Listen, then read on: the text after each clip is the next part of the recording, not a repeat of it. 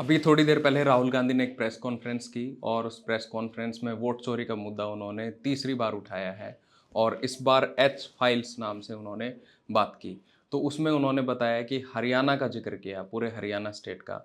और हरियाणा का जब वो जिक्र करते हैं तो वो कहते हैं कि 25 लाख वोट चोरी हरियाणा में हुई है। और ये उन्होंने एक बड़ा आरोप जो है वो लगाया है। वो कहते हैं कि 25 लाख वोट चोरी में से करीबन करीबन 5.21 लैक्स डुप्लीकेट वोट हैं। करीबन करीबन 93 लाख जो 93,000 जो वोट हैं वो इनवैलिड वोट हैं। उसके अलावा 19 लाख के 19.5 लाख के आसपास जो वोट्स हैं वो सारे के सारे बल्क वोट्स हैं, जिन जो एक वोट कई कई जगह पे है। तो उनका कहना है कि 2 करोड़ वोटर जो है वो हरियाणा में है। और ये अगर 25 लाख वोट चोरी हुई है तो ये वोट परसेंटेज बनता है 12%। और 12% का अगर आप देखोगे तो मतलब हर 8 वोट में से एक वोट चोरी हुआ है।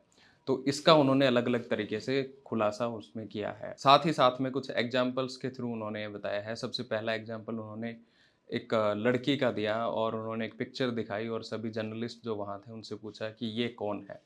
कोई उसको गैस नहीं कर पाया और फिर आखिर में उन्होंने बताया कि वो एक ब्राज़ीलियन मॉडल है। वो ब्राज़ीलियन मॉडल हरियाणा में 22 जगह पे वोट कर चुकी है, 10 बूथ के ऊपर, एक ही कॉन्स्टिट्यूंसी में। किसी में सीमा नाम से, किसी में स्वीटी नाम से, किसी में विमला नाम से। और वो है एक ब्राज़ीलियन मॉडल। तो वो कह रहे हैं कि आप देखिए कि किस तरीके से हरियाणा का चुनाव जो है वो पूरा चोरी किया गया है।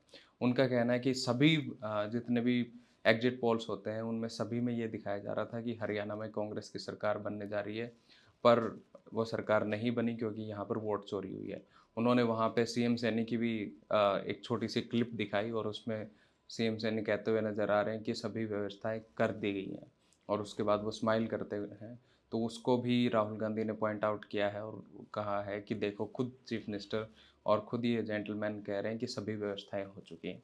तो वो सारी जो डुप्लीकेट वोटर्स हैं, साथ ही साथ में जो इनवैलिड वोटर्स हैं, उन सब के अलग अलग एग्जाम्पल्स देते हैं, वो दिखाते हैं।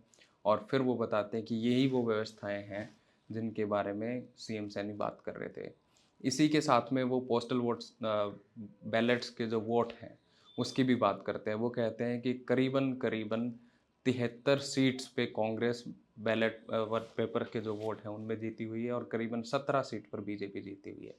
तो ये बहुत ह्यूज डिफरेंस है।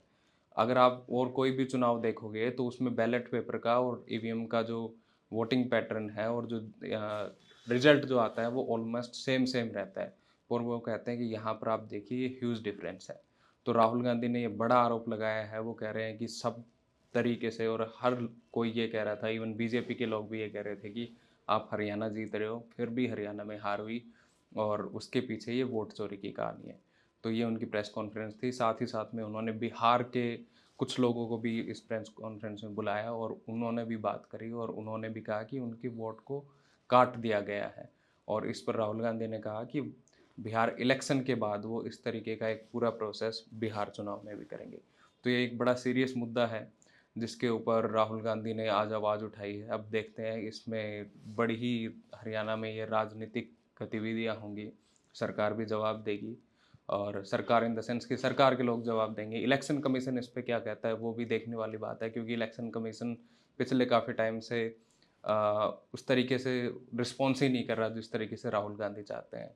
और राहुल गांधी का तो ये भी कहना है कि हमारे को आप सीसीटीवी फुटेज दिखा दीजिए, फिर हम आपको एग्जैक्टली भी बता देंगे कि जो ब्राज़ीलियन मॉडल हैं उन्होंने कहाँ कहाँ पे वोट किया है। इसी के साथ राहुल गांधी ने दिखाया कि जब हम ऑफिशियल अकाउंट पे गए तो उस ब्राज़ीलियन मॉडल के, तो उनका नाम आ रहा था मैथ्यूस फेरेरो।